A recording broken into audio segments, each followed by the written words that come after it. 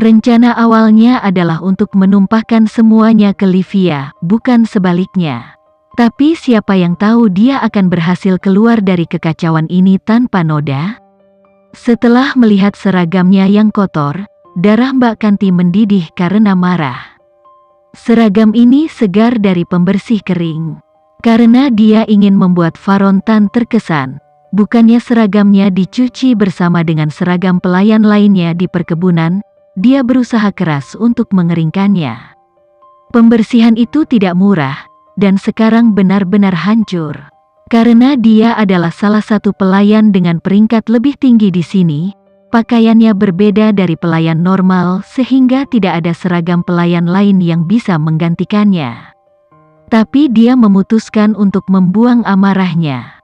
Dia ingin berperan sebagai korban di sini dan bahkan mengorbankan pusakanya yang berharga untuk skema tersebut.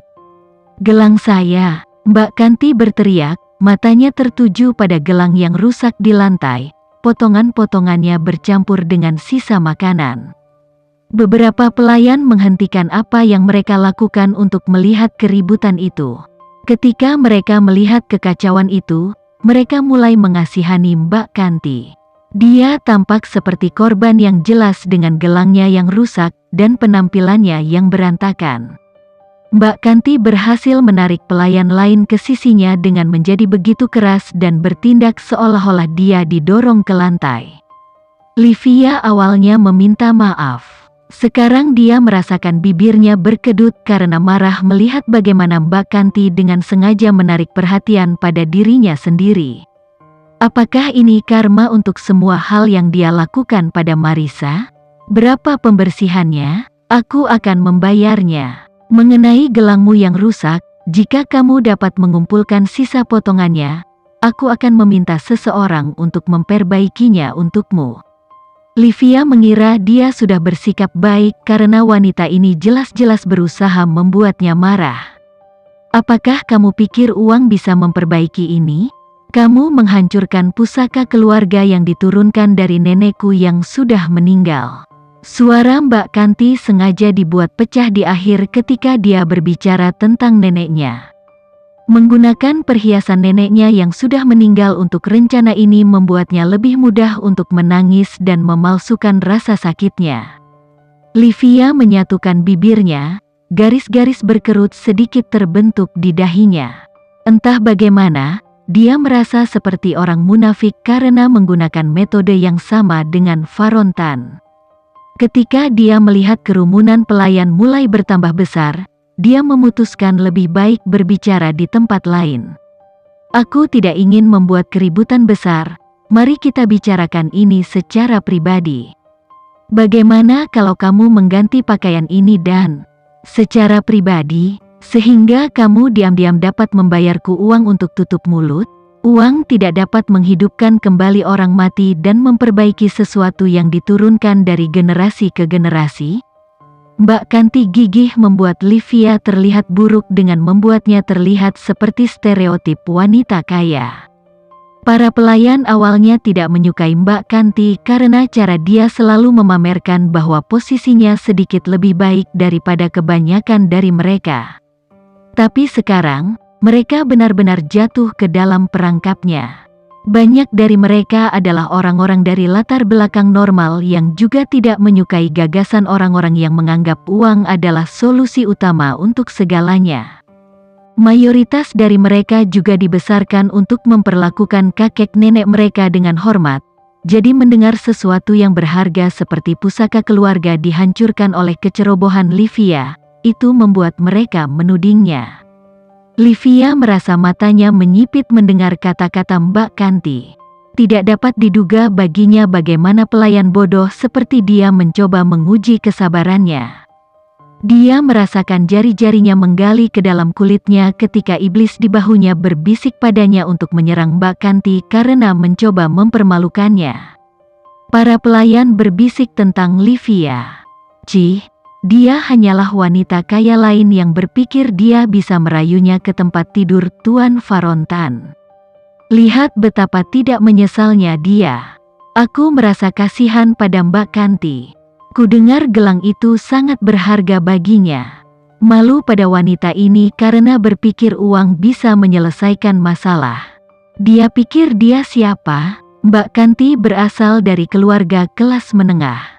Uang bukan masalah baginya. Betapa kasarnya. Kuharap dia tidak menjadi nyonya masa depan kita. Hah, aku ragu Tuan Faron Tan akan jatuh cinta pada seseorang dengan temperamen buruk seperti itu. Bisikannya rendah, tetapi telinga Livia tajam dan tajam sejak hari-harinya mendengarkan gosip. Sebagai seorang wanita yang pernah menguasai sosialita lain, keahliannya dalam menguping telah diasah dengan sempurna. Begitulah cara dia mengendalikan mereka dengan mengetahui rahasia tergelap mereka. Livia menarik napas dalam-dalam untuk menjernihkan pikirannya. Dia tahu tidak ada gunanya berdebat melawan orang-orang ini. Dia memutuskan untuk fokus pada Mbak Kanti yang masih duduk di lantai, menolak untuk bangun.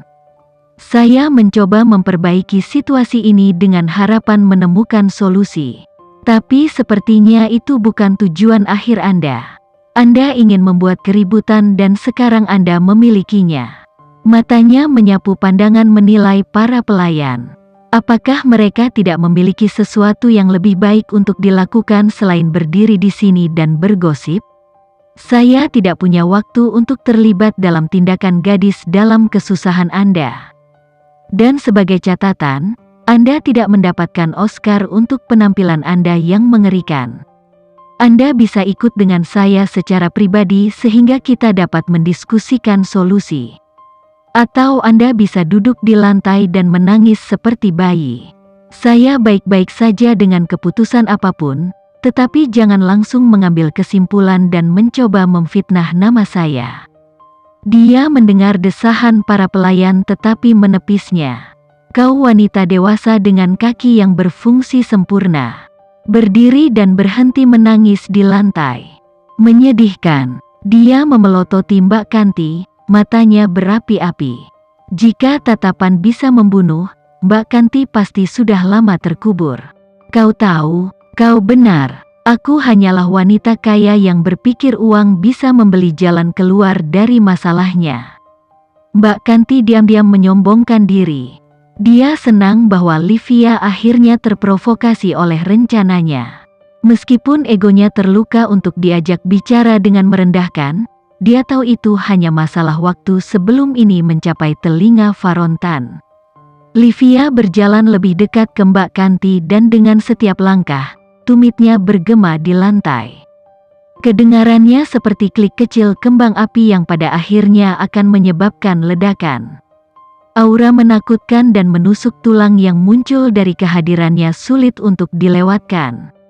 Livia membungkuk untuk berbisik kepada Mbak Kanti sehingga tidak ada orang lain yang bisa mendengar percakapan mereka.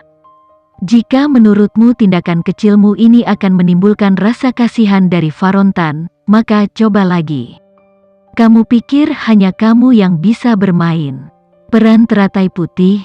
Dia terkekeh. Tawa mengejeknya melumpuhkan Mbak Kanti di tempat. Aura berbahaya yang hanya bisa diasah dengan pelatihan bertahun-tahun untuk menjadi ibu pemimpin keluarga yang kuat, dilewatkan oleh semua orang saat Livia tertawa pelan. Jejak ketakutan melintas melalui Mbak Kanti tetapi dia mengabaikannya, percaya bahwa dia masih berada di atas angin. Oh, gadis kecil, kamu tidak tahu dengan siapa kamu bermain-main. Dia berbisik, memutar-mutar benang putih di seragam Mbak Kanti. Livia langsung menyadari bahwa itu jelas telah diubah.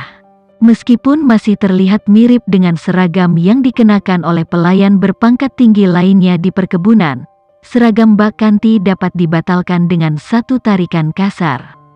Mbak Kanti ingin itu menjadi lemah dan rapuh sehingga setiap saat, dia dapat memberikan akses mudah ke Faron Tan. Sebelum saya kehilangan kesabaran dengan Anda, saya sarankan Anda berdiri dan bertindak seperti manusia beradab. Sekian dulu ya video kali ini, kita lanjutkan lagi videonya di lain waktu.